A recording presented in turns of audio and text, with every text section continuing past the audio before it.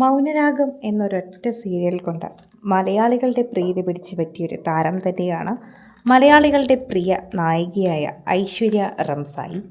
ഇപ്പോൾ ഐശ്വര്യയുടെ വാർത്തയാണ് സോഷ്യൽ മീഡിയയിൽ നിറഞ്ഞു നിൽക്കുന്നത്.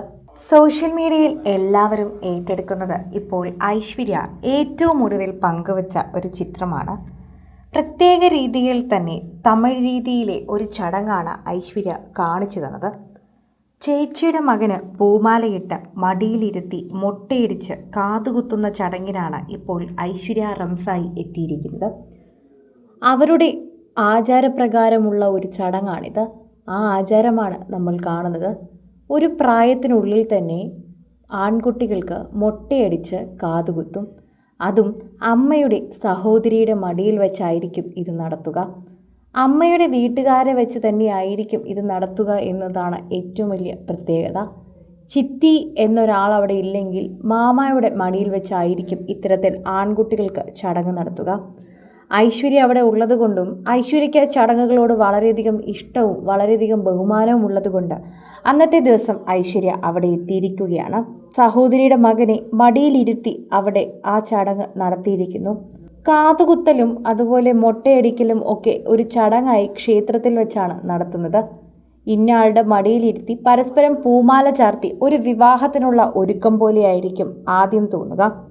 എന്നാൽ പിന്നാലെയാണ് ഈ ചടങ്ങിൻ്റെ ഭൂരിഭാഗം കാര്യങ്ങളും നടക്കുക. മുടിയെടുക്കുമ്പോൾ തന്നെ കുട്ടികൾ കരയുന്നതൊക്കെ കണ്ട് ചുറ്റുമുള്ളവർ ചിരിക്കുന്നതൊരു പതിവാണ്. എന്നാൽ ഇപ്പോൾ സഹോദരിയുടെ മകനെ കാതുകുത്തുമ്പോഴാണ് ഐശ്വര്യ ശരിക്കും പറഞ്ഞാൽ അവനെ കളിയാക്കി ചിരിക്കുന്നത്.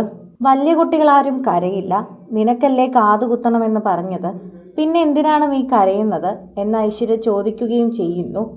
ചിത്തി എന്ന റോളിൽ ഞാൻ ഗംഭീരമായി തകർത്തു എന്നാണ് ഇപ്പോൾ ഐശ്വര്യ ക്യാപ്ഷനായി കുറിച്ചിരിക്കുന്നത്. ചിത്തി ആകുമ്പോൾ തന്നെ ഇത്തരത്തിൽ പല കാര്യങ്ങളും ചടങ്ങുകളുമുണ്ട്. അതിൽ ആദ്യത്തെ ചടങ്ങാണ് എന്ന് തന്നെ എടുത്തു പറയാം. അവൻ വളർന്നതിന് ശേഷം എനിക്ക് ചെയ്യാൻ പറ്റിയ ചടങ്ങാണ്. അവൻ വളർന്നതിന് ശേഷം അവനെ മടിയിലിരുത്തി ഇത്തരത്തിലൊരു അവസരം എനിക്ക് കിട്ടുമ്പോൾ തന്നെ എനിക്ക് സന്തോഷമുണ്ട്. അല്ലെങ്കിലും അവൻ ഇങ്ങനെ വരാറില്ല. വലിയ കുട്ടി ആയതുപോലെയാണ് പെരുമാറുന്നത്. പക്ഷെ ഇപ്പോൾ അങ്ങനെയല്ല, ഒരുപാട് മാറ്റം സംഭവിച്ചു കഴിഞ്ഞു.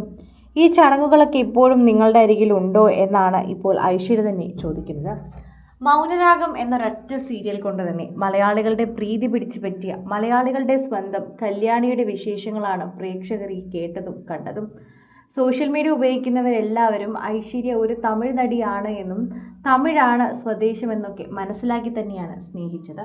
അന്നു മുതൽ ഐശ്വര്യയുടെ വാർത്തകൾക്ക് പ്രേക്ഷകർ ഒരു പ്രാധാന്യം കൊടുക്കാറുണ്ട്. പൊതുവെ അന്യഭാഷയിൽ നിന്ന് വരുന്ന നടിമാരോടൊരു പ്രത്യേക സ്നേഹം മലയാളികൾ നൽകുന്നത് കണ്ടിട്ടുമുണ്ട്. അത്തരത്തിലൊരാൾ തന്നെയാണ് എല്ലാ സ്നേഹവും നേടിയിട്ടുള്ള ഐശ്വര്യ എന്ന് പറയാം. കൂടുതൽ സിനിമ, സീരിയൽ, ചാനൽ വാർത്തകൾക്കും നിങ്ങളുടെ പ്രിയപ്പെട്ട താരങ്ങളുടെ എക്സ്ക്ലൂസീവ് അഭിമുഖങ്ങൾക്കുമായി സബ്സ്ക്രൈബ് ചെയ്യാൻ മറക്കല്ലേ.